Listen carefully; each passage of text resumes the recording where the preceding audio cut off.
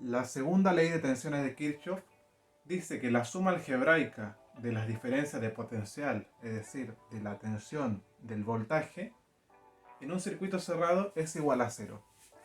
Esto lo podemos resumir o entender un poquito mejor si decimos que todas las tensiones que suben en una malla, en un circuito cerrado, tienen que bajar.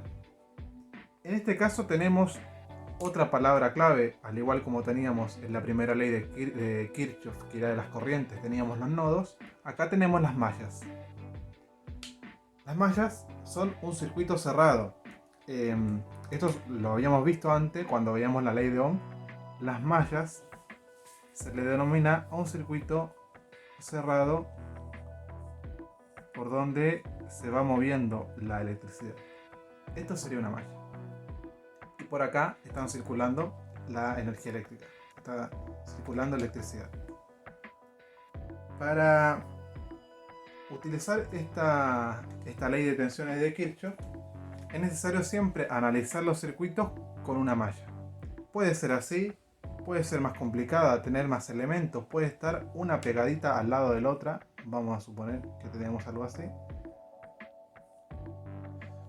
Y todo esto lo tenemos que ir analizando en base a esta ley de tensiones de Kirchhoff. Ahora vamos a ver un ejemplo práctico de cómo se utiliza esta ley. Una forma fácil de utilizar la segunda ley de tensiones de Kirchhoff y analizar un circuito cerrado es arrancando por el punto de menor energía. Sería este punto de acá que está a tierra, que está a 0 volt. Y así vamos a ir dando la vuelta y llegando a puntos con más energía para después completar y volver al mismo punto inicial. Acá arrancamos de 0 volt.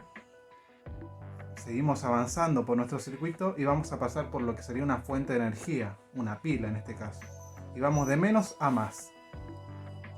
Tenemos 12 volt, más 12 volt, porque vamos de menos a más. Seguimos avanzando por acá y tenemos que recordar que esto es ley de tensiones de Kirchhoff. Tenemos que tratar solo tensiones.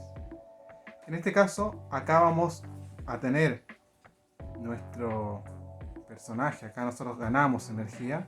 Pasamos de tener 0 volt a tener 12 volt. Tenemos mucha más energía. Pero cuando pasamos por una resistencia la perdemos. Entonces al perder energía, estamos quitando energía y ponemos un menos.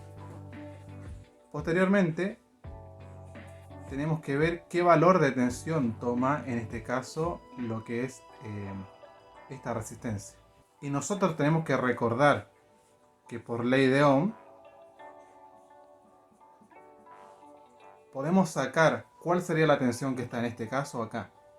Nosotros queremos sacar tensión, tapamos tensión, tenemos I por R es igual a tensión. Entonces, como no sabemos cuál es la tensión ni sabemos cuál es la corriente, lo que vamos a anotar acá va a ser el valor de resistencia, 2 ohm, por la corriente. Porque esto nos da lo que es la tensión. El producto de estos dos valores nos da tensión. Y acá estamos trabajando solo con tensiones. Después seguimos avanzando. En este caso, nuestro personaje perdió un poco de energía. Es una bola un poquito más chiquita. Y se acerca a perder más energía todavía porque va a pasar por otra resistencia. Al igual que en el caso anterior, menos. Anotamos el valor de la resistencia por la corriente. Porque acá está circulando una corriente. Y con esto tenemos 2 por I, tendríamos lo que sería la tensión. Y una vez que pasó por esta resistencia, perdió casi toda su energía y volvió a su punto inicial, que es 0. Esto es igual a 0. Bien, ahora vamos a plantear esta ecuación, pasamos el limpio y lo resolvemos. Bien, acá tenemos el circuito que estaba anteriormente y tenemos la ecuación. En este caso es fácil hacer la resolución de esto. Tenemos que agrupar términos. Acá tenemos que 12 volt más 12 volt es igual a más 2 ohm por I más 2 ohm por I, o 2I.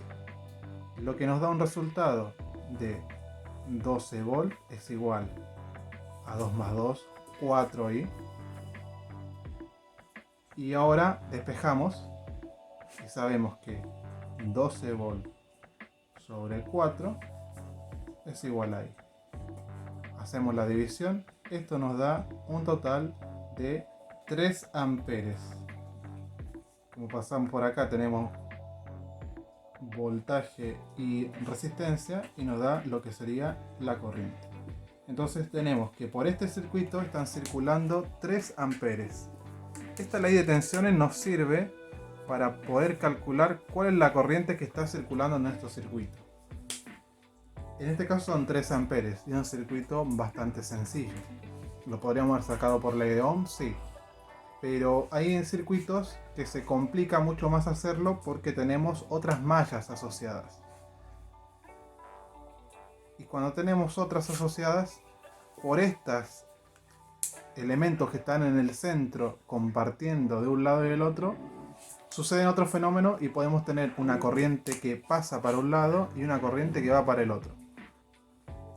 Entonces, esta ley de Kirchhoff de tensión nos sirve para poder calcular mediante las tensiones cuál sería la corriente del circuito. Y con esto, una vez que tenemos la corriente, podemos calcular cuál sería la caída de tensión en cada uno de los elementos.